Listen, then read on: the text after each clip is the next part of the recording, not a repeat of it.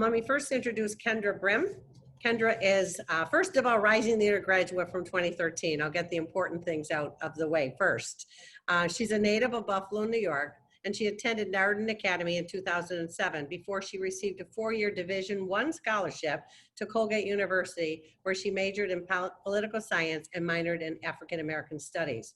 She received her MBA from UB, and amidst Buffalo's renaissance, Kendra enthusiastically moved back to the area after college, fueled to make a difference in the community. She's eager to help advance opportunities for underprivileged minorities, an area that she felt was being left behind. Kendra purposefully became involved with the Buffalo Urban League, Young Professionals, the National Black MBA Association, and the William Emsley YMCA, a high-need branch in the city of Buffalo. Currently, professionally, she is a project manager at Blue Cross and Blue Shield of Western New York. She served 2 years as chapter president of the Buffalo Urban League Young Professionals, a unique entity of the Buffalo Urban League that empowers individuals ages 21 to 40. Currently, Kendra is the National Programs Chair for the National Urban League Young Professionals, and she also serves as board member for the Buffalo Urban League, William Emsley YMCA, Teach for America Executive Leadership Council, United Way of Erie County board member, and Narden Academy Alumni Council member. She's got a lot of honors, some that include Mark Pierce Heart of the Community Award, Black Achievers Award, which is a big one, NAACP Buffalo Branch, Daniel R. Acker Community Service Award, Buffalo Business First 30 Under 30, Buffalo Niagara 360 Professional, Commitment to Service Award from Mayor Brown, Narden Academy Sports Hall of Fame, Women Touching the World, Buffalo Urban League Trailblazer Award, and 30 Under 30 Changemakers Award. In addition, she's a National Urban League Washington Bureau Advocacy Program and Certificate Fellow. In her spare time, not sure when that is, she enjoys watching movies, spending time with family, and traveling. Kendra, thank you for being with us. That's a lot of accomplishments at your age, so congratulations. Our next panelist is Brandi Haynes. Brandi is in the current Leadership Buffalo class of 2020, the longest class ever. Brandi lives by a simple philosophy: start where you are, use what you have, do what you can. Arthur Ashe. Raised in Buffalo, Brandi is an alumnus of Hutch Tech High School and Alabama State University. She serves as the Director of Emergency and Family Services Division, as well as the CAGRO, C-A-G-R-O, Urban Agriculture Division of the Community Action Organization. She has 10 plus years of experience administering programs and services for low income, homeless, and vulnerable populations. She's responsible for managing and coordinating the work efforts of all staff members within the 2 divisions to ensure successful collaboration and integration of crisis management services at CAO. Designing processes and systems to ensure compliance with public and private funders and government regulatory agencies, as well as providing a one-stop portal for wraparound services to help individuals and families of crisis. She's a member of the local Emergency Planning Committee of Erie County and the Western New York Community Organizations Active in Disaster and the Erie County Community Emergency Response Team. She's a nationally certified results-oriented measurements and accountability implementer, a National Family Development Credential Program instructor, a graduate of the Harvard Business School Buffalo Nonprofit Management Development Program, a recipient of Buffalo Business First 40 Under 40, recipient of the City of Buffalo Dr. Martin Luther King Dream Award for Commitment to Service, and a recipient of Women Touching the World Award. She's a graduate of the inaugural class of the New York State Community Action Emerging Leaders and a member, again, of Buffalo Leadership Buffalo Class Experience 2020. Again, a lot of accomplishments. Thanks for being with us, Brandi. And Royce Woods. Royce is a member, a graduate of the Rising Leaders Class of 2019 of Leadership Buffalo, and he is currently Vice President of Commercial Real Estate and Community Development at Evans Bank. Royce was named VP of Evans Bank in August of 2020. He's a Pittsburgh native and has called Buffalo home since 2016. Prior to joining Evans Bank, Royce held a number of roles working for the City of Buffalo, including being the Executive Director of the Beverly Gray Business Exchange Center. He holds a bachelor's from Hampton University and an MBA from the University of Pittsburgh.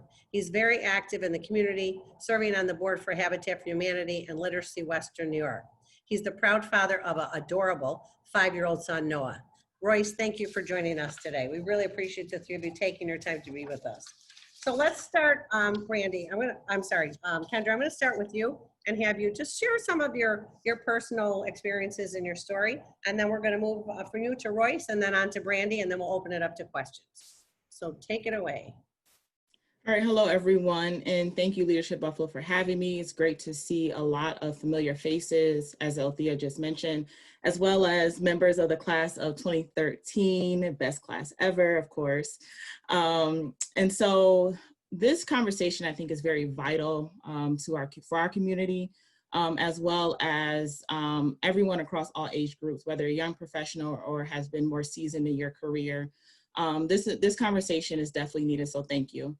As Althea mentioned, you know, I've been a part of the Buffalo community for a very long time, born and raised here. In my upbringing, most of the schools that I went to growing up were majority Black schools, private schools. But when I got to Narden Academy in high school, that's when I realized that I was a little bit different than everyone else.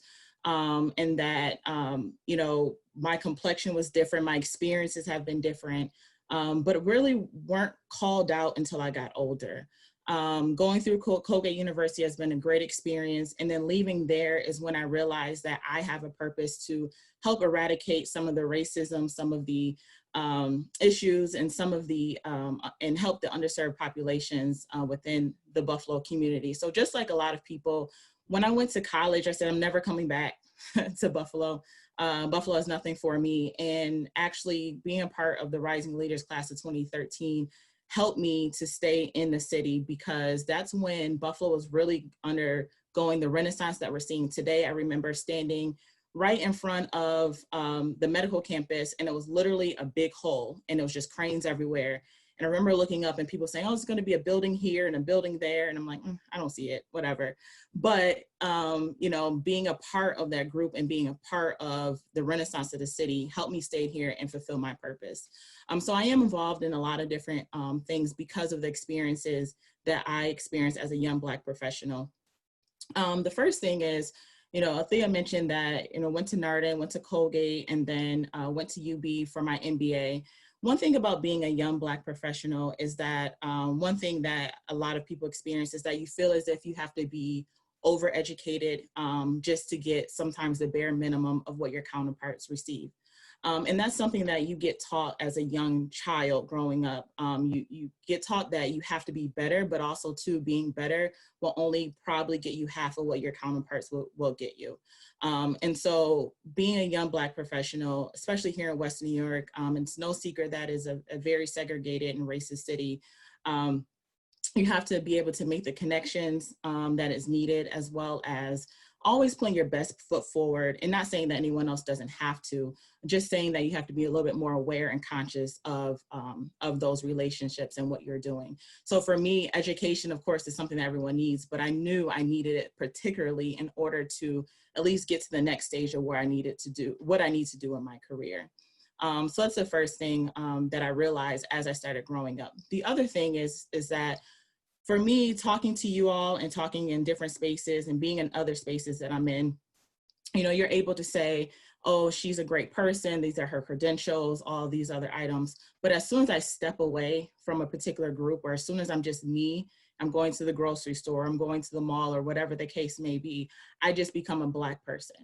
And so a lot of my experiences, you know, not new to what we're seeing in our world today, in our country today, is, you know, I was talking to Althea last week or earlier this week, and we were talking about some of the experience as a Black woman. But just as a Black person, I live right on the border of Buffalo and Cheektowaga, and I constantly get pulled over. And I remember one particular incident when I got pulled over, and a police officer has said, you know, this possibly can't be your car. Your car is too nice. This is not your car. Please let me see your license and registration. Even though he saw that it was my car, I constantly was asked questions of whose car it was. I remember another incident when I was driving down the 90 and I got pulled over with my friends for something that was not even valid. And the police officer went to go write me a ticket for switching lanes too quick, something crazy. And the police officer saw that on the back of my car, I had a sticker that said Colgate University. And his demeanor completely changed. his, didn't get the ticket. Oh, I have a friend that went to Colgate, my son went to Colgate, the whole Colgate stories.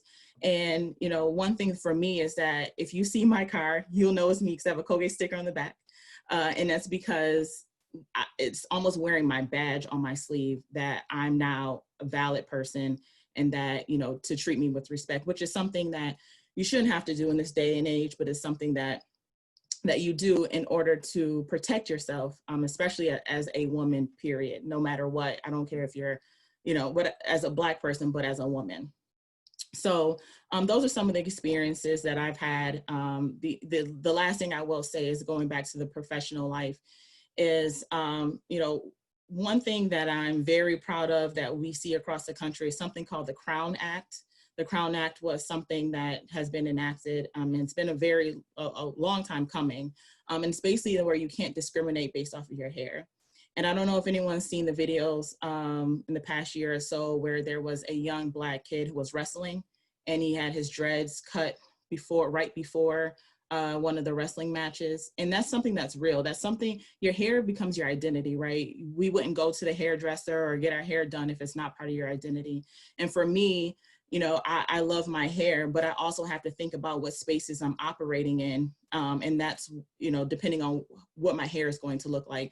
Earlier this week, Althea and I had a conversation. I had braids in my hair. Today, I don't, but I know when I get into particular spaces, I really have to think about how my hair is. And it shouldn't, again, have to be that way. If it's in braids, is that deemed as less professional? We really have to get to the root of what does professional look like, and what is professional. I think that's something that's warranted a conversation as well amongst your peers. But as a young Black professional and in Western New York, we definitely have to walk differently. But I am very hopeful, because now everyone's talking about being your authentic self, being you. And no one's like you. You wouldn't be in these spaces if someone else was like you. So to be unique is something special. And that's something that I constantly have to remind myself as well as I move through this space. So that's a little bit about me and my experiences here in Buffalo. But I'm very hopeful, and Buffalo is my home just as much as everyone else's home. Thank you so much, Kendra, for sharing, and I'm just proud to know you. Amazing person, all around amazing person. So thank you. And Royce, I'm going to turn it over to you now. You've only been in Buffalo for 4 years, but I know you love Buffalo, and it's your, favorite city you've ever lived in. Never in my life. I'm a full-fledged Buffalonian now. I do really love it. This is home now. Putting my stake down, raising my son here, which is obviously the most important thing I can do. Really honored and humbled to be at least sitting virtually on a panel with such accomplished minority women. Hearing your intros in comparison to mine made me feel like I got some work to do. And then also, really want to thank Althea and Leadership Buffalo. When I say Leadership Buffalo, it always seems like there's this massive team of people. But Melissa, Caitlin, and Jenna, they just do so much. And what I feel like, I've always said that where I feel like they add the most value is they create comfortable and safe spaces for us to have conversations about very uncomfortable topics, whether it be race or poverty or discrimination. They provide environments that are safe to really express how you feel and some of the questions that you might really have. And there's not a greater time for that than now, obviously.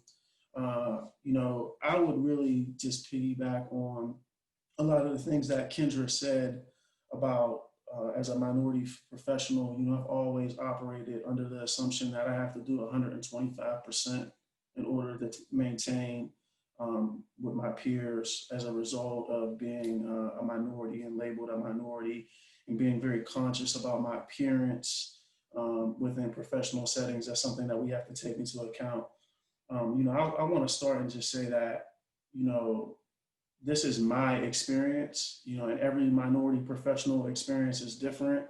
Within the professional environments I have always operated in, I have always been one of, if not the only minority within that space. And there's this undue pressure and responsibility that's put on you to speak for, on behalf of every minority African-American man ever. And it's a very much a burden that's uncomfortable for minority professionals. So I can only express like what my experience has been, and my experience is unique because, you know, my upbringing was unique. You know, I am the product of an interracial marriage. You know, I was raised by, you know, a German-Irish mother and an African-American father.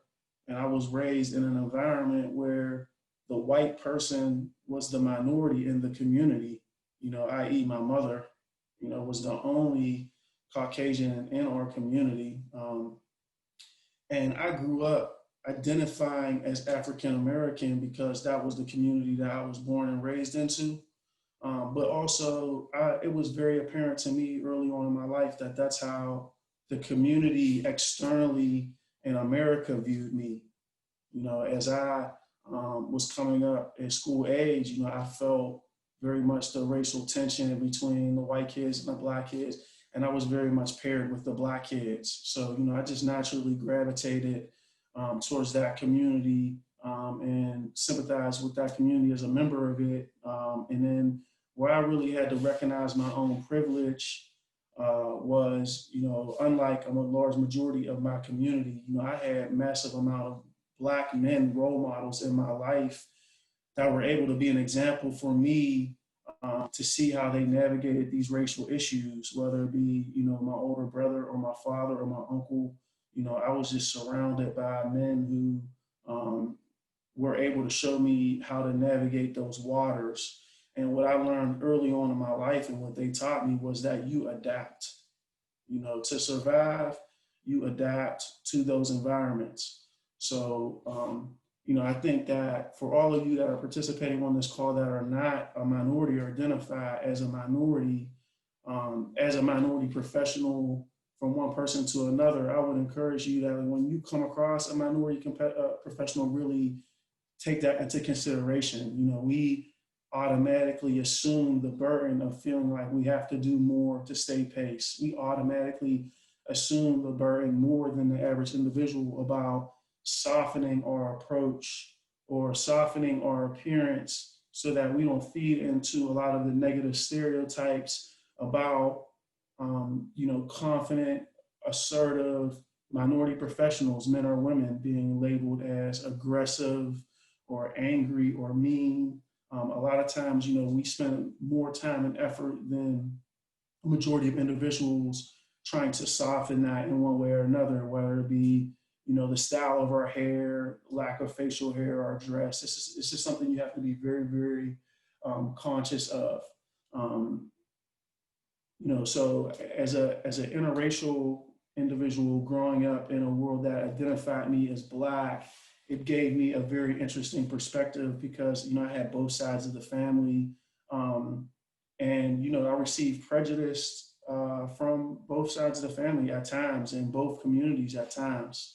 You know, and at the end of the day, it really builds a lot of resilience within minority professionals. And I would say as someone that's really built my career and really pride myself on that resilience, you know, when you're interacting with somebody from a different community, my message would be think about the obstacles that they more than likely have overcome or the things that they do on a daily basis just to fit into a world that has not always accepted them. I'm very, very encouraged that these conversations are happening now, especially in a community like Buffalo, given the historic and prejudiced racism and segregation that is well documented here. I'm very encouraged by it, and I think it creates a space where we can all learn from each other and understand each other's uncomfortableness within the topic. And, you know, that's just a little bit about me and my experience. Happy to answer any questions. Thank you, Royce. That was wonderful sharing. I really appreciate your honesty and what you folks have to go through on a daily basis that I don't think many of us think about. So thank you for your honesty. Brandi, I'm going to turn it over to you.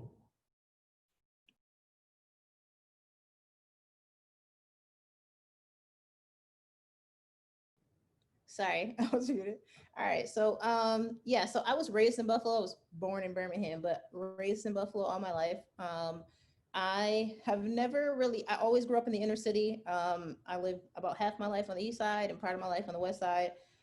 in predominantly Black neighborhoods. I never attended a predominantly Black school because I actually always was in a gifted and talented program. So I attend for elementary school and high school. I attended predominantly white schools. And then once I graduated from Hutch Tech, I went to Alabama State because I wanted the whole HBCU experience. I wanted to be around my people, be entrenched in culture, and it was actually an awesome experience. I think that my experiences, like being a young Black professional, I think that my setting is obviously different than Royce's or Kendra's because the organization that I'm at has a long running history. We are celebrating our 55th year. And being the federally designated anti-poverty agency for Erie and Niagara County, we have a history of being predominantly African-American, whether serving that community. The head of our organization, our CEO, is a very well recognized and respected leader in the community in the fight for equality and racial justice, Mr. Hare, and he is quite a historian. So he kind of ingrains that stuff into us every day. I think that a few of the things that I face right now or on a daily basis in my role is that because I am from the community and the folks that I serve are from that community, we have a number of people in our agency that are employed in higher level positions who do not have that buy-in. They don't relate to the community, so their decision making is very different. They don't have any allegiance really to the people that we serve. So their decisions may be more cut and dry. They don't understand why we do certain things. Oh, if this isn't gonna make us money or if this is kind of inconvenient, then why do we do this? And we do it because this is the community we serve. We're passionate about it. Like these are our folks, and that's the reason we do it. I think that kind of just to give an example, one of our programs here, we run a methadone clinic for recovering heroin addicts. And that clinic operates 365 days a year, no matter what, throughout the October storm, pandemics, they cannot close for any reason because those patients need to be served every day. And when we get into meetings and conversations about goals or successes with the clinic, the theme is, or the tone is that, oh, this is great work. And those people are, they have a disease, they're sick. It's an opioid epidemic. But when I was growing up, I grew up in a household with people in my household who developed substance abuse issues. And it wasn't a disease in the Black community, back in the 80s, 90s, it was like if you were a drug addict, you went to jail. There weren't like all of these recovery efforts or, drug court or ways to, a means to get, people like treatment and stuff like that. So it's kind of, and we talk about that sometimes, and like half the people in the room can't really relate to that. They don't see it as the same. They think that, we have clients that currently have records, like we try to get them hired and they may have a criminal record because they had a substance abuse issue at one point, and they have minor or petty crimes on their record and they're seen as criminals. But the clients that we currently serve in our clinic are seen as patients.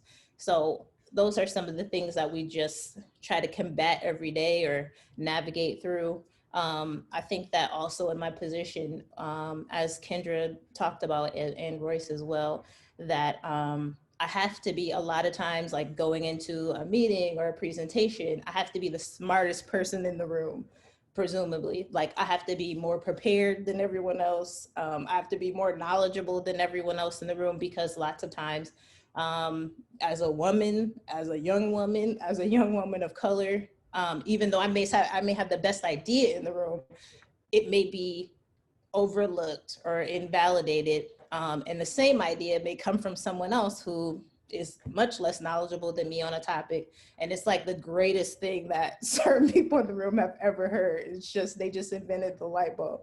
And so those are things that like you constantly battle. Sometimes you'll have an awesome idea and you'll know that there'll be pushback because someone else didn't come up with it. So you have to play this weird game where you kind of seed an idea and convince someone that they came up with it in order to make it come to fruition. It's just, you know, kind of this like weird dynamic.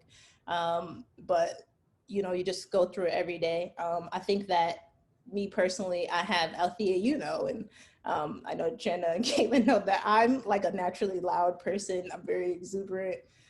I'm tall and I have like this huge personality. I always smile when I talk. And I face dimming my light sometimes where you wanna, if you're like a Black girl in the workplace, you can't always come off as the funniest or you laugh the loudest because, oh, that's ghetto. So you have to dim your light. You have to laugh softer. You have to talk quieter. You can't bring all the attention to yourself. Or like, there are things like, okay, say I'm really passionate about something, or I'm standing up for something I believe in, or one of my staff, or one of my programs.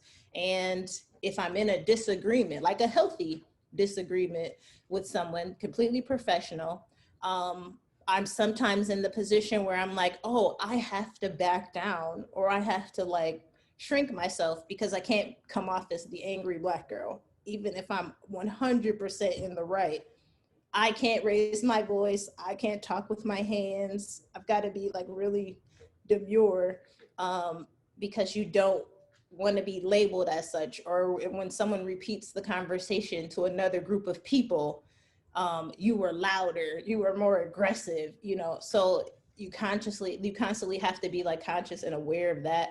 And I think that's, I don't believe that in my experience that is things that I feel like my white counterparts really, you know, have to worry about. So I mean, like that, those are just some of the things that I kind of deal with on a daily basis. I'm sometimes in situations where I feel like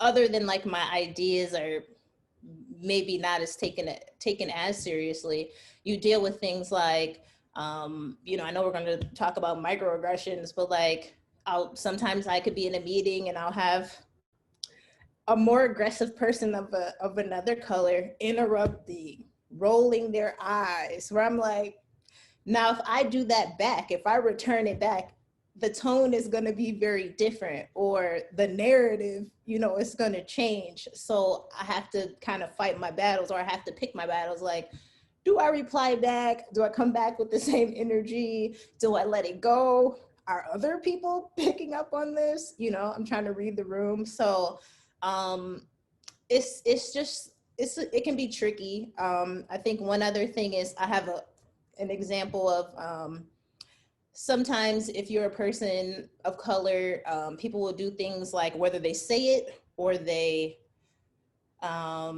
infer it, where they have to keep their eye on someone. And I've been in a situation where we sometimes partner with a company that I used to work for, and they are very well known in the Black community. This company travels like all year round. Every couple of years they come to Buffalo, and as a favor, we basically sell tickets for them for their shows. And in return, I get like a ton of tickets for my clients who would not be able to attend. So like hundreds of tickets worth thousands and thousands of dollars in kind. And for 10 years, I've been doing the same thing. I make this agreement with this company. And because our president is like, oh yes, we definitely want, you know, our clients to be able to go to the show, have this experience. And he's also recognized at the show and he likes that. We do it every year. Me and my staff just take like a week. We sell these tickets. We sell like say 5,000 to 10,000 tickets. We've done it every year. It's a cash business. So I'm responsible for anywhere from like $50,000 to $100,000 in cash during the course of the week. We have a process for, storing the cash, locking it up, turning it in. And I've had a person in the last year that we did it say, like, mentioned in mixed company, like in an open meeting, like, oh, well, we need to put some protocols in place because how we don't necessarily feel safe with you having that much money. And I'm like, well, the money isn't yours. It's literally a contract that I signed with a company to get the tickets up front, and I'm responsible for turning the money in. But since I've been doing this for 10 years, I've never had an issue, never been a penny off. It's things like that. Like, that's not appropriate to say in a room full of people, but like, oh, I don't know. I don't want to be, personally, I'm not going to be responsible. I have nothing to do with it. And I'm like, that's something. I don't think that you'd have that conversation with another person or a person who looked more like you. So those are just the same way. At least not in the same way. It will probably be, yes, exactly. Brandi, thank you for sharing all that. There's so many questions. One of the things I want to get back to the racial microaggressions. So Kendra, let's go back to you on this one because there's so many. I was in a racial training yesterday and we talked about this, and so many ones that I didn't even realize that I've done in the past. So can you talk a little bit about how common racial microaggressions are in your daily life, whether it's personal or professional life? Yeah, so hopefully everyone knows what microaggressions are, but they're just like little passes or digs in regards to Black culture or something along those lines. So some of the things that I experience in microaggressions, and one thing that I cannot stand the phrase is, you're one of the good ones. I hear that a lot. And so one of the good ones means, what does that mean? That you take a group of minorities and say, oh, she's good, but they're not. It's based off of a stereotype that we sometimes see in our community. So that's one of the things that I face. And now I'm starting to educate people as to what does that really mean, and that they really shouldn't say certain things like that. The other microaggressions that I view and that I see are even in, a store. There's sometimes some people may move all the way to the left or all the way to the right, when they come past me. And again, it's one of those things that I talked about in the beginning, where you're a young professional in a certain setting, and then the other way they just see you as just a Black person, and it's the unknown. So how can we get past microaggressions? I did see Stuart's comment in the chat, and yes, go Gate. So how do we get past some of those things, and how do we get past solutions?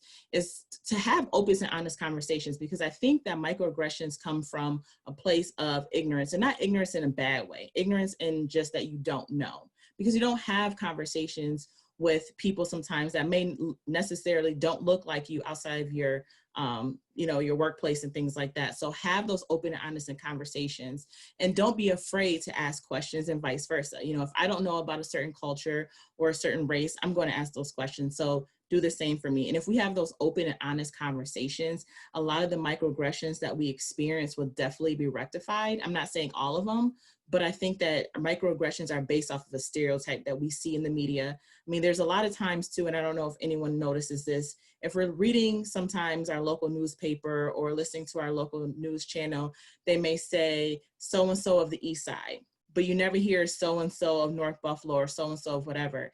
And East Side creates this stereotype. And so if we can change our language and change the way that we interact with people, a lot of these microaggressions will definitely go away. One of the ones that we learned yesterday was that saying, I'm not a racist, I have several Black friends. This is not a good idea to say that, because if you're not a racist, it's better to be an anti-racist than not a racist. Yeah. Royce, same question. Along those lines, I would say the one, I would say there's two, for me, that I've dealt with in my career personally. I would say the first one is really people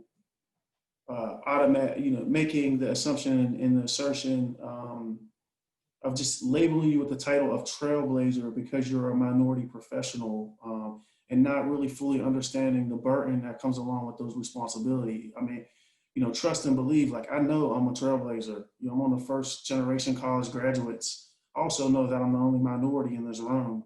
So I don't need you labeling that for me. It very much puts a burden on me that I don't really need. And secondly, I would say the one that probably is most prevalent, and a lot of times it comes from, I think, a good place. It comes from a place of really people trying to,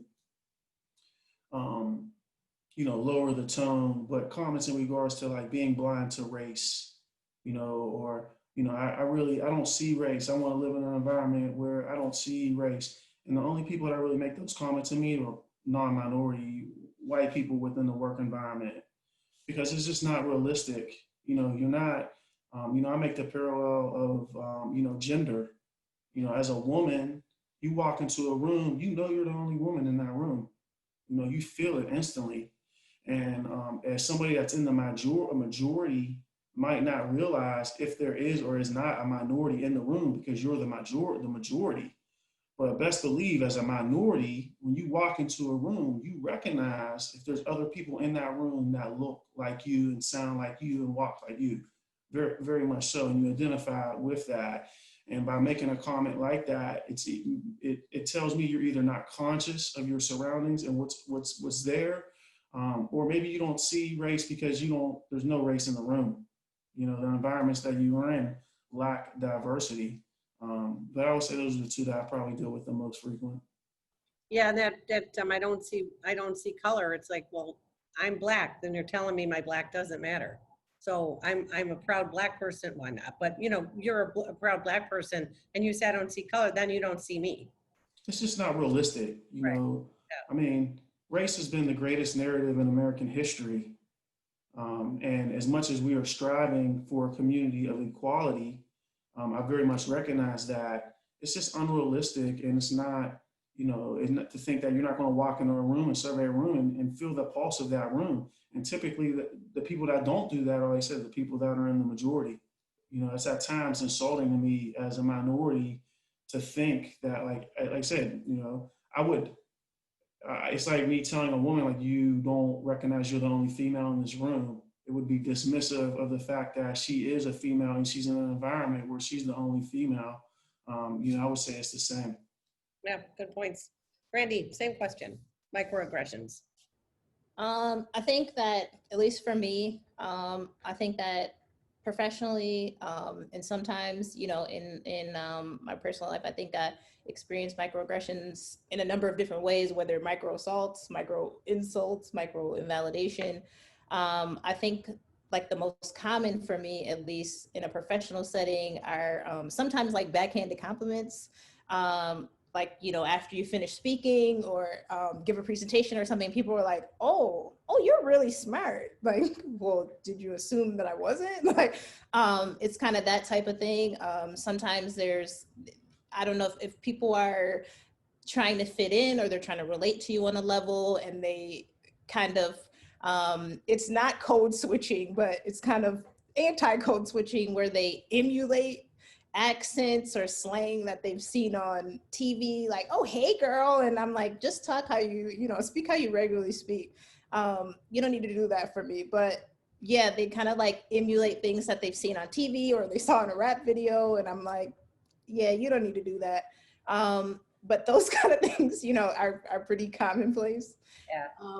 And, sometimes I'll get like, my hair is not always put up. Sometimes it's in like a curly afro or braids or whatever. And people will be like, sometimes you'll get like, oh, that's some hair. Or like, how do you do that? Or your hair was different yesterday. And I'm like, well, yeah, I see like white counterparts with their hair different, every day. I don't know if they think it's more dramatic, or sometimes I'll get, oh, I didn't even recognize you. I didn't even know that was you. I think that's strange, but those are kind of pretty commonplace, I think. Thank you. Yeah, no, we talked about that hair too. It's like, who walks up to somebody and asks them if they can touch your hair? Like we heard that in our last girl. Yeah. So I want to ask this question because this is an important one. And I'm going to go back to Kendra. I want to ask you all three the same thing. what advice, because, instead of just talking about it, as Stuart mentioned in his comment earlier, we are talking about it, which is one of the first steps in making sure that we all understand the problem so that we can move toward fixing it. And I think the temperature right now is that I think the majority of people, at least the ones on this town hall, want to fix things. They want to make things better. So can you tell us what advice you'd give to your white coworkers and friends? What should we be doing? Because this is not a problem. It's not your problem to solve. It's our problem to solve, all of us together. So Kendra, start with you. What should we be doing differently? So the first thing, especially after the death of George Floyd, we heard a lot of, I'm your ally, I'm here for you, what can I do as your ally? And a lot of people started to read books and listen to different podcasts and have these important conversations. And now I'm urging people to take it a step further. Instead of saying, you're my ally, be my accomplice. And what does that mean? So if you're sitting at a board table, or if you have a certain power position or whatever the case may be, bring someone on board, someone that you know is equally as qualified as someone else as well. Have those conversations. And so instead of sitting on the side, because for me, an ally means you're there to pull them in and rope them in when they need you. But again, I need someone to sit side by side with me. And so I'm urging everyone to be my accomplice and not just my ally. I think that is the next step that we have to do. And the accomplice piece insinuates action. So what are we going to do? So again, like you said, Althea, the first step is having the conversation. The second step is having the conversation outside of these types of town halls. And then again, if you are in certain positions, bring people along with you, mentorships, start to look at, if you're at a particular organization, look at some of your hiring practices. We look at, you need 10 years experience, 15 years experience with all these degrees, but how about we look at other hiring practices as well? What have they accomplished outside of the education realm? Not saying that, we have to totally take out education, but we have to look at other ways that we're hiring people within our organizations. So there's certain actions that we now can take and start to measure those, because now 2020, we're in this space. We're talking about it, but is it going to be just a moment, or are we making this a movement in 2021 and beyond? So that's why I urge people to do is to be my accomplice and not just my ally. I like that, accomplice. And I think it should be a movement. This is not just a moment. This has to be a movement. I mean, I'm old and I've been listening to the same story since 1960. So it's time. Royce, same question. What advice would you give your white colleagues and friends? The best advice I would say would be just be authentic. I think, like I said, this environment and this time has encouraged a lot of these conversations, and that's positive. But what has come of it, especially for me, professionally and personally, what I've witnessed, especially over the last 90, 120 days, is a lot of unauthentic attempts. And, you can see right through those. So be genuine and authentic. It's okay to ask questions. It's okay to be curious, but very much, I think right now is a perfect time to recognize some of our own privileges as a majority, and come with a tone of understanding and compassion and patience. And then lastly, my perspective and opinion may differ from others. So I'd say that in preference with my comment here, but I'm not very optimistic about things changing here anytime soon. I'm the father of a Black son, a 5-year-old son who I'm still very much raising to understand that as a minority male, don't put yourself in this position, don't do this and don't do that.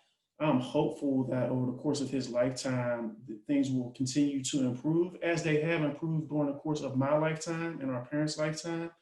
But as far as like radical change, I'm not optimistic about it during our generation. So I would say the best advice I would give would be, if you are authentic, mentor a minority kid.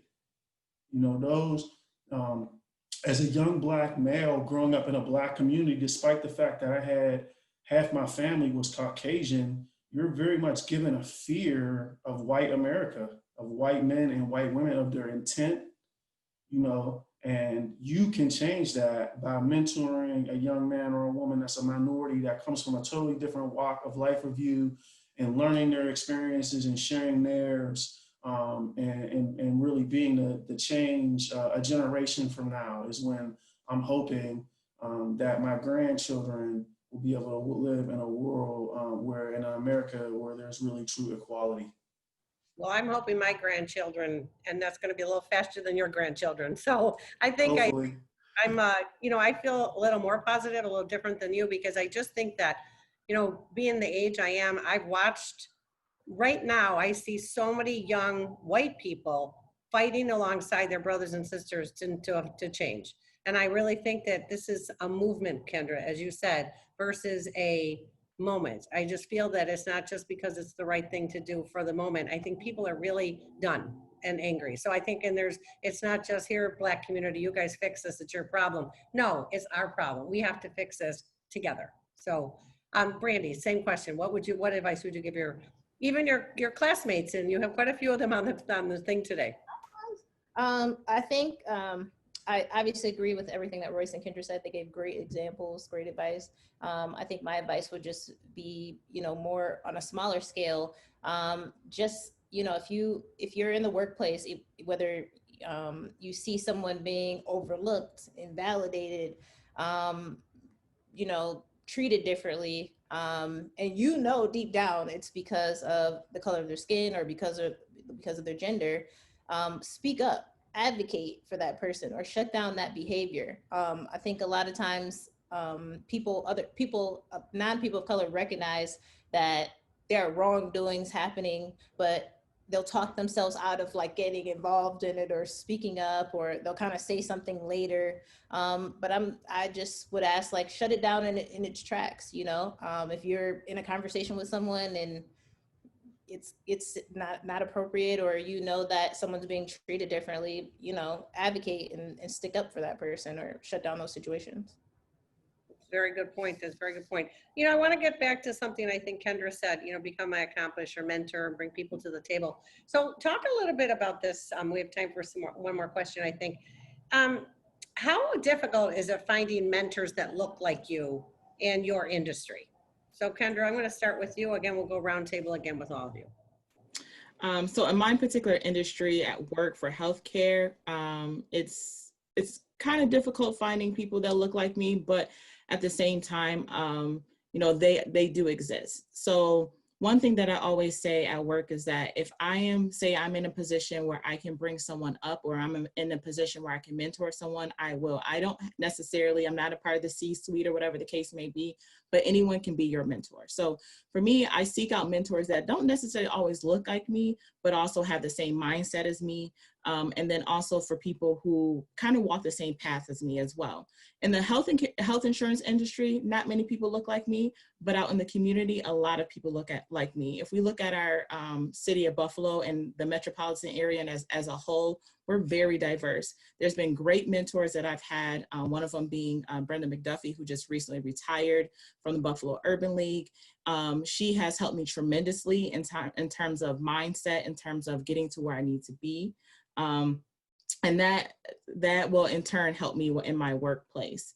And so for us, you know, mentorship doesn't necessarily have to be anything formal. It doesn't have to be, hey, Althea, can you be my mentor? But I know, Althea, I can call you at any point in time, right? Or I can email you. So again, look for those mentorships. And once you become a mentor the person behind you, and then we can help get the ball rolling. But I think that when we look at mentorships, it's not only within the workplaces, within your community, you know, right in your neighborhoods, things of that nature. Thank you. And your wonderful mother, who happens to be on the Zoom here. All right, Royce, same question. You know, I would say that question differs professionally and personally. Personally, this is, you know, I really have to recognize, I said, my own privilege here, even as a minority male. And I grew up with my dad. I grew up with a lot of men around me that were able to really mentor me and groom me and show me how to really conduct myself. Professionally, I grew up in banking and finance. It was nearly impossible to find the individual. And then when you did, you were so excited, but, it's a position like I'm in my career now where, you get overwhelmed with the responsibility of being that minority professional. So it's very challenging to connect with them. But I just was raised in a professional industry that is not diverse within banking and finance. So it was always challenging for me to find a mentor that necessarily had my similar walk of life locally. And it really pushed me to reach out and find mentors nationally, and also be open-minded to being mentored by individuals that necessarily weren't from the same walk of life that I was from. Thank you so much. You talked about, in the banking industry, and M&T Bank has a wonderful person leading their diversity and inclusion initiative, Glenn Jackson. But he always says that you can't just check a box and have people, okay, we have this many persons of color hired. You have to make sure that they feel included and they're there because they're supposed to be there, they're wanted there, and they're part of the team, not just like, okay, we hit our numbers, let's move on. And he also said too, if we're not uncomfortable having these conversations, we're not doing it right. We have to continue to, like somebody just said in the chat room, we have to keep saying these uncomfortable things, the things that we say quietly behind the scenes, we have to start saying them out loud so we can continue this conversation. Brandi, same. So Althea, Stuart, can I speak for a moment? Hold on one second. I just want to get Brandi's final thoughts on that last question. Oh, I'm sorry. Put your question in the chat room, Stuart, and we'll get to it. No problem, Stuart. So I'd say I have been lucky as far as mentorship. My boss, Captain Roberts, our senior vice president, has been my mentor since I was 13. I worked for her in radio for 10 years. So she has always been my mentor, like in my professional and personal life. I won't give my age, but for a long, long time. So I've been lucky in that regard. I have not really met a lot of mentors who look like me in my particular field. As far as nonprofit management, not locally, I have met some that I'm quite fond of nationally, but I think as Kendra said, you kind of just have to reach into the community, and there's a ton of great mentors in the Buffalo community, a lot of very knowledgeable and experienced women of color that are really willing to reach back and, pull us up. So. Thank you. And hopefully the three of you, as you continue in your careers and life, you'll continue to mentor, pay it forward. So, Stuart, we have one more question here. The whole idea. So, Stuart, you had a question. Did you want to put it in the chat room or you want to ask it? Because we usually don't have all these people talking at once, but go ahead. Are you there? There you are. Go ahead. You're muted. Am I unmuted? No, you're good. Go ahead. Okay. We've had a very meaningful conversation. Tomorrow is Friday. What's going to happen? Because we're all going to go back to our busy lives. You're going to go back to health now. Your mother's going to go back to the independent health. Althea, you're going to back to Leadership Buffalo. And, we as a nation have a very short attention span. It's the next fire, the next hurricane, the next death, and we move on. Now, I've been involved in racial equity conversations for a long time, but especially in the last couple of months since George Floyd, but I haven't seen any. You talk about movement, I haven't seen that. I haven't seen the movement. We tend to be very passionate in the conversation we're having, but then and I said it in my chat, I said unless we have sort of Gantt chart discipline with timelines, milestones, benchmarks, and hold ourselves to a discipline, we're going to be having the same conversation next month or not. Thank you, Stuart. So there's a comment in the chat room from somebody that they're looking for people in the minority community to educate and inspire interest in sales trades, specifically electricians. So do you guys have any thoughts? Because my thought is that I think I hear a lot of times there's a lot of jobs out there and there's a lot of people that needs jobs. And a lot of times we can't get the two sides together. And my thought behind it is that we're not reaching them where they are. And I don't know if you folks remember last year, we did a specific diversity recruitment effort and we went to Beverly Gray. Thank you, Royce, for hosting us. And we had a huge success because we met them where they were. we went to them instead of just saying, wait, we put an ad in the paper, we put it on social media. Nobody answered me. So is there a different way that we can start to reach the community to start to get people, giving them more opportunities and employed and being able to grow themselves, like you folks? So this is Kendra. I think that, you know, so I was at that event last year, and it was a great event. And I don't know how many people actually became Leadership Buffalo graduates during that time, and who went through the program. So I don't have that statistic. But in terms of the recruitment piece of it, you're right, we have to meet people where they are. But I think also too, we have to foster an inclusive environment. Word of mouth, especially in Buffalo, it travels fast. So if you're at a particular company and they are not, you know, their practices may not be inclusive, or you know, some of their minorities may have a hard time in that particular organization, word travels fast. And so they may say, I don't want to work there, whatever the case may be. So I think that, you know, when we're marketing and getting out to the community and telling people about these jobs and things like that, I also think that we also have to bring the narrative of an inclusive environment as well. And that's really important, because we get people to these spaces, we get people to enroll in different organizations and work there, but is it truly an inclusive environment? And can a person of color see themselves working in that organization for a while? And if they can't, you know, that goes back to the community and says, I don't want to work there, let me look somewhere else. No, that's really good points, because what, you know, I had some of Royce was very instrumental in this, and I said, I am not a Black person, so, and I'm never going to be, so can you help me? Because I need help. And I reached out to my graduates, you, Kendra, you were one of them, as well as Royce, and you guys really stepped up to the plate and really helped us. And we got 25% increase in persons of color in our class. So we're not there. That's not enough for us. We've got the marvelous Brandi in the class. But so we want more than that, because I was being told they don't feel that it's for them. So we need to make sure that we're reaching out, but also not just me reaching out, but having a partnership to get out in the community to reach out. So I think it's important in everything that we do, whether it's banking, whether it's going through Leadership Buffalo programs, or at different organizations that we belong to. So we are past 5 o'clock, so I do want to be careful with people's time before people start dropping off. But thank you so much for sharing your stories, and we're going to keep these conversations going. We're working on a couple other topics. If anybody has suggestions, please feel free to just email me, althea@leadershipbuffalo.org, and we will start to put that together. We will be doing these monthly as long as we have to. So it could be going on for years. Hopefully we'll be able to fix this problem or have some movement with these challenges before that. But we will continue these conversations. We've made quite a commitment to this at Leadership Buffalo. So thank you so much for being here, for your attention and your questions. And Brandi, just let you know that Jay said, don't dim your light. We love it.